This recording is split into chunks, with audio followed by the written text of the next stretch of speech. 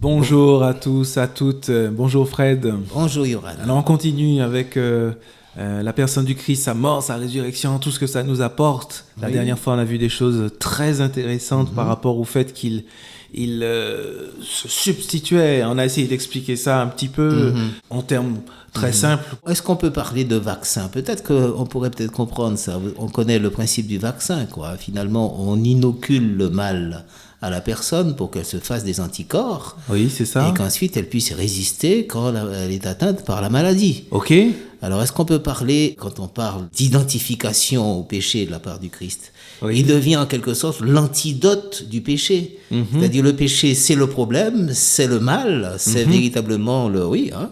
Et alors, ce mal dont nous sommes frappés, eh bien, il l'endosse à tel point qu'il devienne le problème. Voilà, il devient le problème pour effectivement nous vacciner du problème. Et est-ce qu'on peut dire que c'est ce qui cause finalement sa mort? Mais c'est ça qui nécessite sa mort. Voilà, qui nécessite sa mort. Voilà.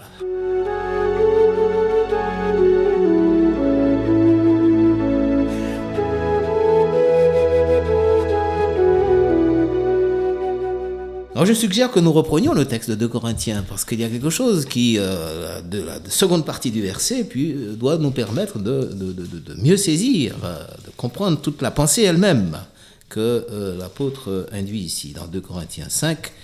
La première partie du verset, nous l'avions lu la dernière fois, et pas la seconde. Alors qu'est-ce qu'il dit dans la première partie? Celui qui n'a pas connu le péché, il l'a fait pour nous pécher, afin qu'en lui, nous devenions justice de Dieu. Ce afin que est extrêmement important.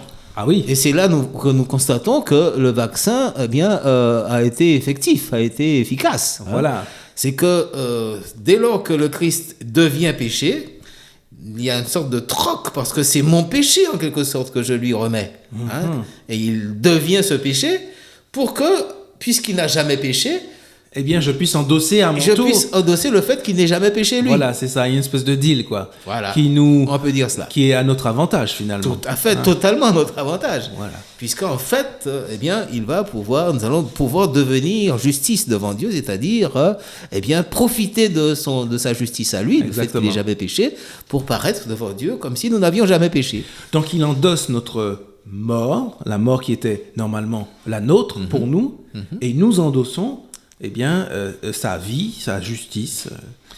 En fait, nous lui confions toute notre saleté, en termes crus. Voilà. Et lui, il nous donne des vêtements propres. Absolument parfaitement propres. Voilà.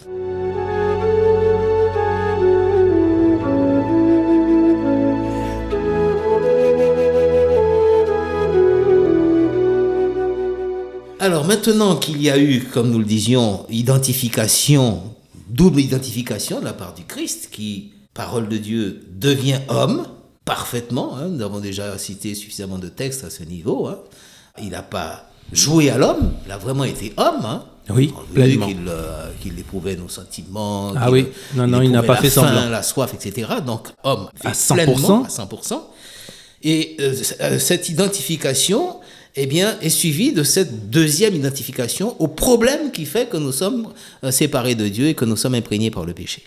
C'est ça. Alors maintenant, quel doit être notre rôle, nous, aujourd'hui, pour bénéficier pleinement de cette double identification du Christ? Ah oui, comment faire en sorte que tout ça soit à notre bénéfice? Oh, absolument. Eh bien, c'est l'apôtre Paul qui va encore nous le dire dans son épître aux Romains cette fois-ci. Romains chapitre 6. Romains chapitre 6. Et dans Romains 6, il nous dit clairement... au verset 4.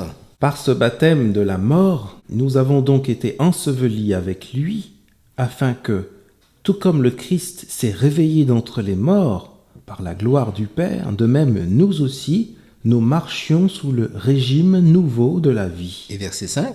En effet, si nous avons été assimilés à lui par une mort semblable à la sienne, nous le serons aussi par une résurrection semblable. Donc nous voyons qu'à notre tour, pour bénéficier de cette œuvre absolument grandiose du Christ, il nous faut partir de là où il est parti le plus bas, à savoir nous identifier déjà à sa mort, au problème, c'est-à-dire en tant qu'antidote. Ok. Donc je le reçois pleinement, cet antidote, j'accepte que Dieu me l'inocule Ok. C'est cela, pour que ça soit efficace. Donc ça veut dire d'être vacciné. accepter sa mort, s'identifier à sa mort. Absolument. Et donc, dans une seconde étape, cette identification à sa mort, c'est-à-dire l'acceptation de recevoir de Dieu ce vaccin qu'il représente, Oui. va produire quoi? Eh bien, va produire la vie. Pour le Christ, il n'était pas juste qu'il reste mort. Non, Donc, puisqu'il n'avait rien fait pour mourir. bien sûr. Donc, résurrection. Voilà.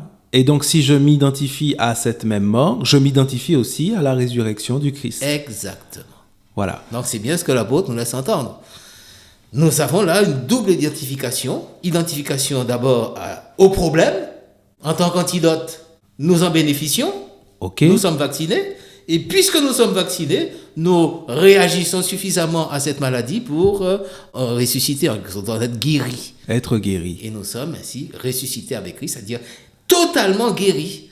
Donc nous vivons désormais en hommes et en femmes guéris du péché. Extraordinaire. Et finalement, c'est l'étape qui suit. C'est l'étape qui suit. C'est l'étape de la guérison, finalement. Parce que l'œuvre du Christ n'est pas seulement d'enlever ponctuellement un problème, mais c'est finalement aussi de nous en guérir de manière pour le long terme, quoi. Voilà. Pour le définitif.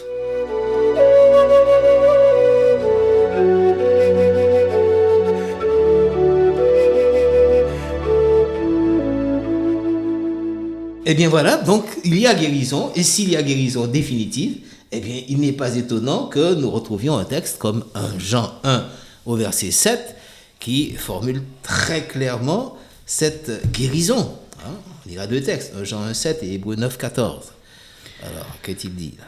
Mais si nous marchons dans la lumière, comme lui-même est dans la lumière, nous sommes en communion les uns avec les autres, et le sang de Jésus, son Fils, nous purifie de tout péché.